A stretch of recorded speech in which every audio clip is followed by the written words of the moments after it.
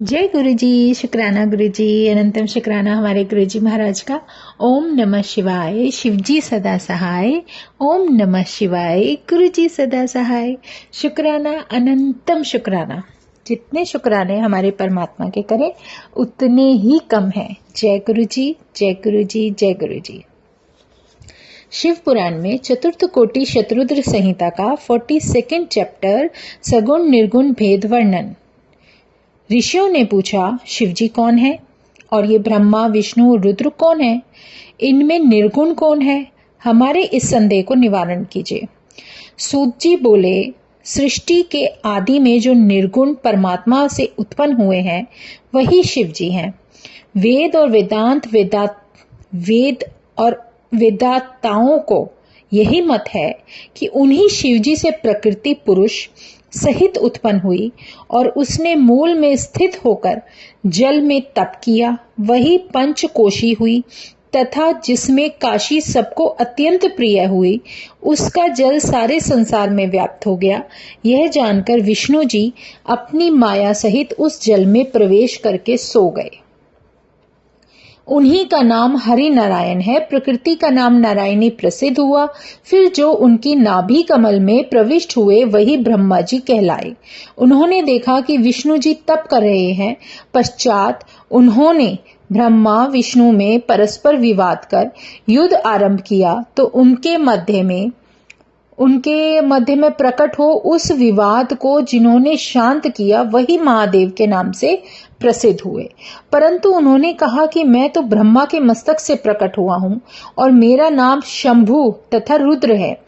रूप रहित शिवजी ने भक्तों पर दया कर सबके ध्यान के निमित्त रूपवान हुए। त्रिगुण रहित शिवजी में और सगुण रुद्र में कुछ भी भेद नहीं है, ऐसा समझाया। जैसे स्वर्ण और आभूषण में भेद नहीं होता, दोनों समान लीलाधारी हैं। पराक्रमी रुद्र सब प्रकार से शिव ही हैं और वे ब्रह्मा विष्णु के सहायक और भक्तों के कार्य करने वाले हैं और इसलिए उनकी उत्पत्ति हुई है। अन्य तो लय हो जाते हैं, परंतु ये रुद्र जी कभी लय नहीं होते। वे केवल शिव में ही लय होते हैं। ब्रह्मा विष्णु आदि सभी रुद्र को भजते हैं, परंतु रुद्र किसी को नहीं भजते। भक्तों की दया के लिए वे स्वयं भेजे जाते हैं। उनके भक्त उन्हीं को प्राप्त होते हैं और अंत में उन्हीं में तद्रप हो जाते हैं। रुद्र को अन्य किसी देवता की अपेक्षा नहीं है, वह सनातनी श्रुति है। और हे द्विजो, अज्ञान तो अनेक प्रकार का है किंतु विज्ञान एक ही प्रकार का है। जैसे ब्रह्मा से लेकर तृण पर्यंत सब कुछ दिखाई पड़ता है, वह सब शिव रूप है। अनेक प्रकार की कल्पना करना मिथ्या है।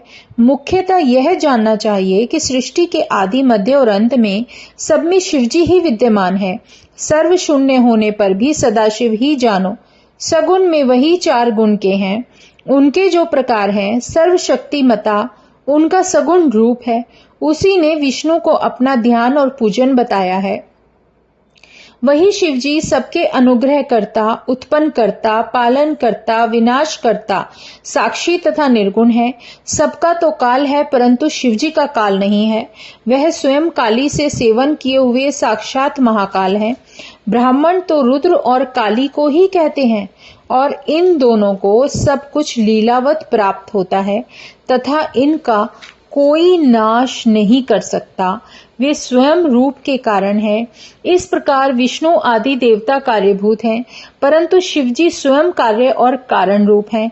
इनका कारण कोई नहीं, वे एक ही अनेकता को प्राप्त होते हैं। जैसे एक ही बीज बाहर सब कुछ होकर फिर बीज हो जाता है, वैसे ही स्वयं शिव रूपी महेश्वर हैं। यही श्रेष्ठ शिव ज्ञान है। उसे ज्ञानी ही जानते हैं, अन्य नहीं जानते हैं। ऋषियों ने कहा, अब उस एक ज्ञान ही को कहिए जिसे कि जानकर शिव रूप की प्राप्ति होवे। शिवजी कैसे सब कुछ हैं और समस्त वस्तु शिव स्वरूप कैसे हुई? व्यास जी कहते हैं कि यह सुनकर श्रेष्ठ पौराणिक सूत जी शिवजी के चरणों का स्मरण करते हुए मुनियों से यह कहने लगे। 43 अध्याय है जिसमें शिव संबंधी एक गुप्त ज्ञान बताया गया है, वो डिटेल में समझा रहे हैं, ध्यान से सुनिए। सूत जी बोलते हैं, हे ऋषियों, यह शिव जी का परम गोप्य ज्ञान जैसा मैंने सुना है वैसा आप लोगों से वर्णन करता हूं, ध्यान से सुनो। शौनक, नारद, स्वामी कार्तिकेय तथा व्यास जी और कपिल देव जी के समुदाय में उन्होंने सब शास्त्रों में निश्चय करके यही कहा है कि सारा जगत शिव में है, शिव देव है। जब उनकी इच्छा होती है तब संसार रच देते हैं। वह सबको जानते हैं परंतु उनको कोई नहीं जानता। वे संसार को रचकर भी उसमें लिप्त नहीं होते। इसमें वे निर्लिप्त और ज्ञान स्वरूप वाले हैं। जैसे जल में अग्नि आदि तेज की परछाइयों का भास होता है, वस्तुतः वह उसमें प्रविष्ट नहीं है, वैसे ही साक्षात शिव स्वयं भान होते हुए भी लिप्त नहीं है। वस्तुतः वे शुभ और पर ब्रह्म है। उनमें बुद्धि भ्रम होना ही अज्ञान है, उसमें कुछ और नहीं। सारे दर्शनों में मतभेद है, परंतु वेदांती परमेश्वर को नित्य अद्वैत ही मानता है। वह अपने को अविद्याच्छन्न जीवात्मा से अलग मानता है, परंतु शिवजी वह अविद्या से रहित हैं।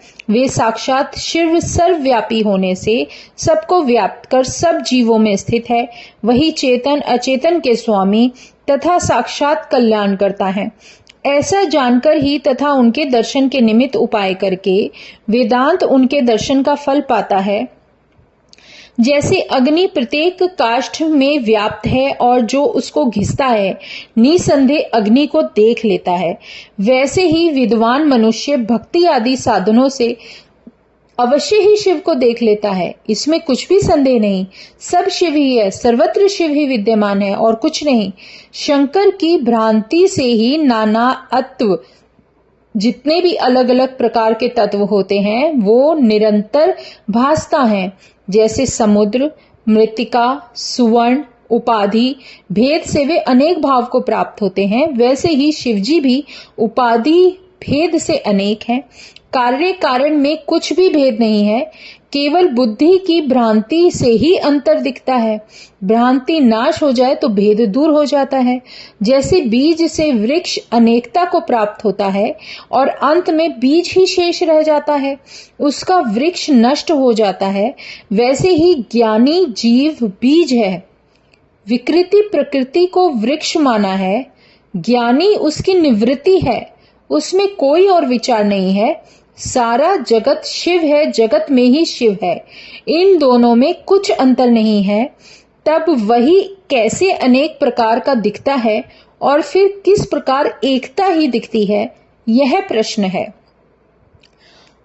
अतः जैसे मनुष्यों को एक सूर्य के जल आदि में अनेक सूर्य दिखाई पड़ जाते हैं, वह से ही शिव एक ही है जो भ्रांति से अनेक भासते हैं। जैसे आकाश सब जगह व्याप्त होकर भी स्पर्शता में नहीं बद्ध होता है, वैसे ही सर्वत्र व्यापक परमात्मा भी कहीं बद्ध नहीं होता। जीव अहंकार युक्त है, शिव स्वयं अहंकार से मुक्त है। जीव तुच्छ तथा कर्मों को भोगने वाला है, शंकर महान और निर्लिप्त हैं। तब जैसे सुवर्ण आदि तपाने से पहले के समान शुद्ध हो जाते हैं, वैसे ही संस्कार करने से अहंकारी जीव भी शुद्ध हो जाता है। इसके लिए सर्वप्रथम गुरु को स्मरण करें, जिन्हें की पाकर जीव को ज्ञान प्राप्त हो जाए। जब जीव अहंकार से छूटकर निर्मल एवं बुद्धिमान हो जाता है, तब शिव के प्रसाद से शिव भाव को प्राप्त होता है। परंतु ज्ञानी शरीर से रहित है, जो प्रिय वस्तु को पाकर हर्ष नहीं करता और अप्रिय को पाकर क्रोध नहीं करता, वही ज्ञानी है। मुक्ति का इच्छुक योग से अथवा तत्वों के विचार से शरीर त्यागता है।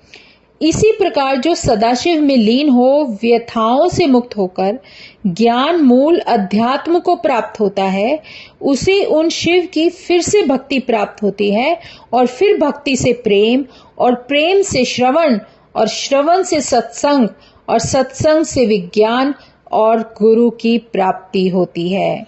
और जब गुरु मिल जाता है तब वह निश्चय ही मुक्त हो जाता है। इसी प्रकार जो नित्य शिव को भजता है वह ज्ञानवान हो जाता है।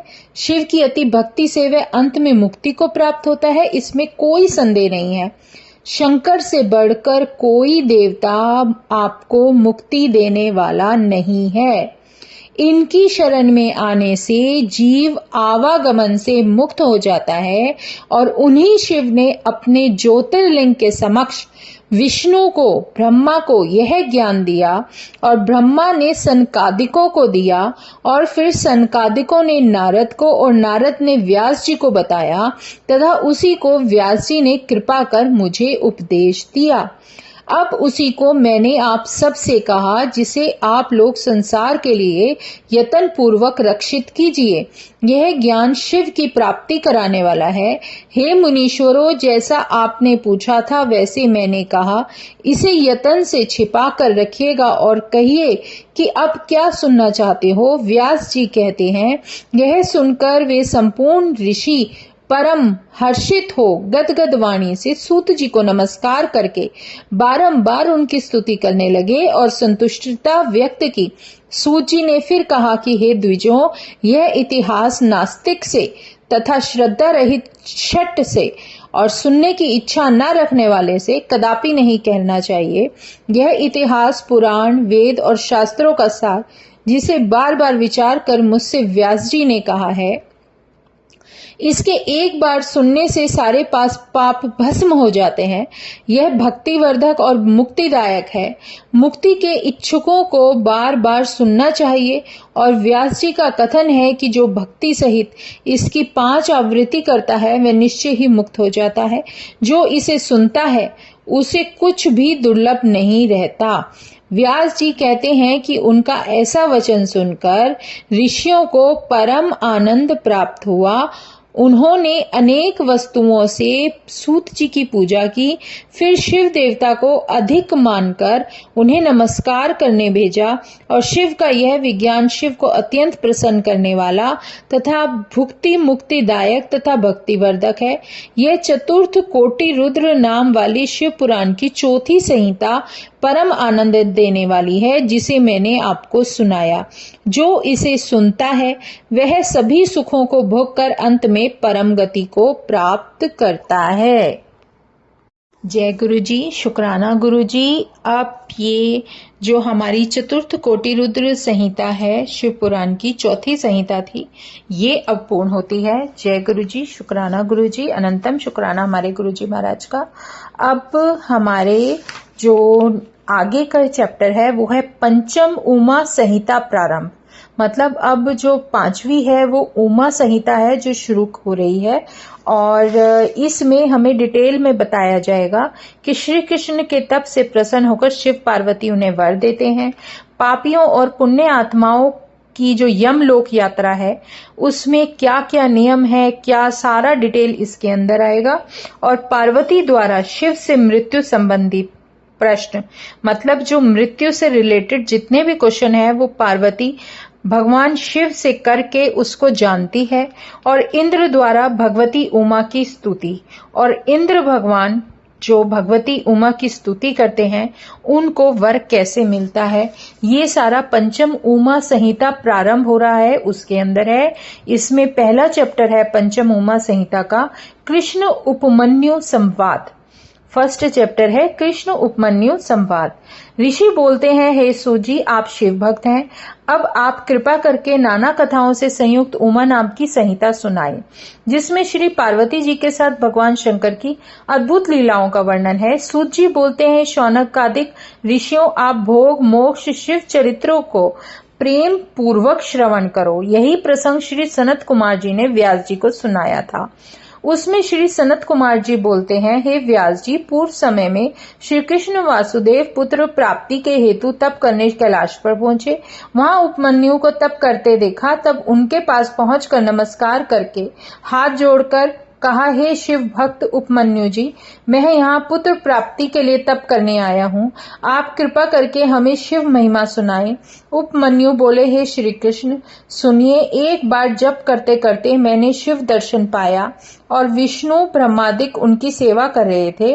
वे अपने समस्त परिवार के साथ थे। फिर मैंने शिव के पास रखे हुए अव्यय गुह्य एवं परम दिव्य अस्त्र शस्त्र भी देखे, जिनके समान अन्य कोई शस्त्र नहीं। जो उनका त्रिशूल नामक अस्त्र है, वह तो सागर के जल तक को सुखा देने की शक्ति रखता है और अन्य सभी अस्त्रों शस्त्रों को नष्ट करने वाला लोक विख्यात है। उस त्रिशूल को भी भगवान शंकर ने अभिमानी लवणासुर पर चलाकर उसका वध किया था। फिर उस दैत्य का वध करके शिव के पास आ गया। फिर मैंने वहां एक फरसा भी देखा, जिसकी 3 शाखाएं बोहों के समान थी। सूर्य तथा पाश हाथ में लिए यम के समान था। सर्प आदि जिसे भूषित कर रहे थे, अत्यंत तीक्ष्ण धार वाला था। प्रलय की अग्नि के समान जल रहा था। शंकर जी ने वही परम परशुराम को दे दिया था। फिर मैंने सुदर्शन चक्र को देखा। उसके 1000 तो मुख थे, 2000 हाथ, 2000 नेत्र एवं 1000 उसके पैर थे, जो करोड़ों सूर्य के समान प्रकाश कर रहा था। फिर 100 धार का चमकता वज्र देखा।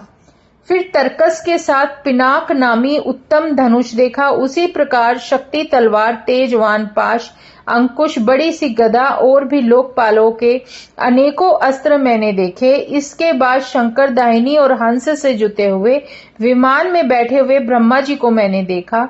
शंख चक्र गदा पद्म सहित गरुड़ पर बैठे हुए भगवान विष्णु की बाईं ओर से थे।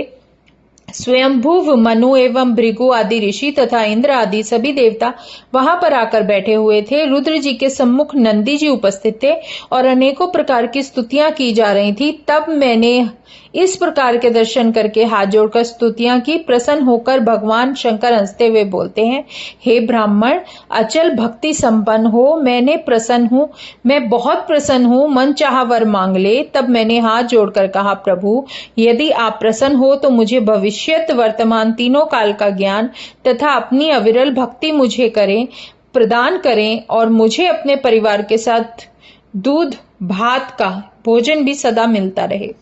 यही वरदान मुझे दो। यह सुनकर शिव बोले, उपमन्यु, तुम मेरी कृपा से अजर अमर होकर अपनी इच्छा से विचरण करते हुए सब मुनियों में ऐश्वर्यवान हो जाओगे। तुम क्षीर समुद्र के समीप ही रहोगे। उसी का अमृतमय क्षीर तुम्हें बांधवों के साथ सदा मिलता रहेगा और तुम वैवस्व कल्प को देखते रहोगे। मुनि जी, मैं भी तुम्हारे पास रहूंगा। जब तक भी तुम मेरा ध्यान करोगे, तभी तभी मैं तुम्हें दर्शन दिया करूंगा। कृष्ण जी इस प्रकार मुझे कहकर भगवान शंकर अंतर ध्यान हो गए और भगवान शंकर सारे तत्वों के ज्ञाता, दृष्टा, प्रधान पुरुष ईश्वर हैं। और कृष्ण जी, यदि तुम पुत्र चाहते हो तो शिव आराधना करो। यही अतीव दयालु अपने भक्तों पर शीघ्र प्रसन्न हो जाते हैं। जय गुरु जी, शुक्राना गुरु जी, अनंतम शुक्राना हमारे गुरु जी महाराज का। ओम नमः शिवाय। शिव जी सदा सहाय।